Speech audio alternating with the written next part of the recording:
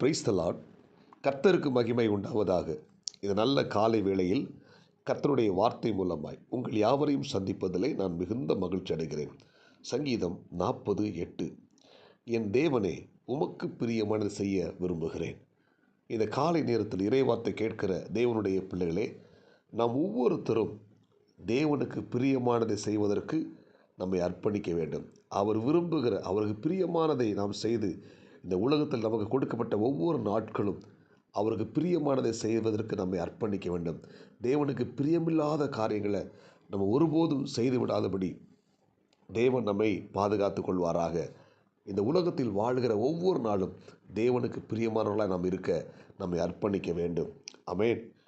1 Samuel 15ஆம் அதிகாரம் 22ஆம் வசனத்தை வாசித்து பார்த்தீங்கன்னா, கர்த்தருடைய வார்த்தைக்கு கீழ்ப்படிவதே தேவனுக்கு பிரியமானது என்று சொல்லப்பட்டிருக்கிறது. பலியை பார்க்கிலும், பலி செலுத்துவதை பார்க்கிலும் கர்த்தருடைய வார்த்தைக்கு கீழ்ப்படிவதே தேவனுக்கு பிரியமான காரியம். இந்த இறைவார்த்தை கேட்கிற தேவனுடைய பிள்ளைகளே, நாம் ஒவ்வொரு நாளும் வேத புத்தகத்தை வாசிக்கிறோம், தேவனுடைய வார்த்தை கேட்கிறோம். அந்த வேத வசனங்களுக்கு நம்ம என்ன செய்யணும்? கீழ்ப்படிய வேண்டும். அந்த வசனத்துக்கு நம்ம கீழ்ப்படியும் போது அதுதான் தேவனுக்கு பிரியமான ஒரு காரியம். இன்றைக்கு பார்த்தீங்கன்னா, பெரும்பான்மையான தேவனுடைய பிள்ளைகள் கர்த்தருடைய வார்த்தைக்கு கீழ்ப்படியாமல் உலக காரியங்களுக்கும் உலக சிற்றின்பங்களுக்கும் அடிமையாக்கப்பட்டிருக்கிறாங்க. நாம் அதில் இருக்காதபடி நம் கர்த்தருடைய வார்த்தைக்கு நாம் கீழ்ப்படியும் போது, வேத புத்தகத்தை படிக்கிற தேவ பிள்ளைகள் ஒவ்வொருத்தரும் வசனத்துக்கு கீழ்ப்படியும் போது அது தேவனுக்கு பிரியமான காரியமாகும். அல்லேலூயா.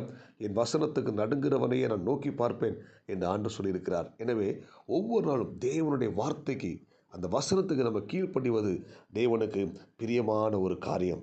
ரெண்டாவது பார்த்தீங்கன்னா, 1 நாளாகமம் 29ஆம் அதிகாரம் 17ஆம் வசனத்தில் சொல்லப்பட்டிருக்கிறது, உத்தம குணத்தில் பிரியமாயிருக்கிறீர். ஆமென்.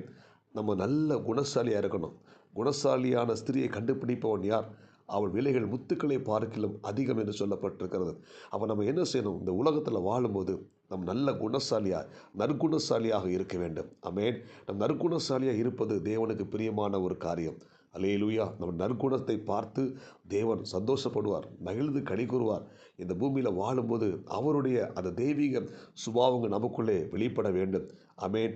ஆண்டவர் ஈசாக்குடைய 2 பிள்ளைகள், ஏசா, யாக்கோபு. அதில் யாக்கோபு பாருங்கள், குணசாலியும் கூடாரவாசியுமாய் இருந்தார். ஆமென்.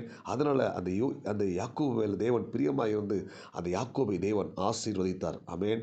எனவே நாம் இந்த இறைவார்த்தை கேட்கிற தேவ பிள்ளைகளே, நாம் இந்த பூமியில் வாழுகிற ஒவ்வொரு நாட்களும் நல்ல குணசாலியாக வாழ்வது தேவனுக்கு பிரியமான ஒரு காரியம். அல்லேலூயா. அதுபோல் சங்கீதம் 22:8 வாசித்து பார்த்தீங்கன்னா, கர்த்தர் மேல் நம்பிக்கை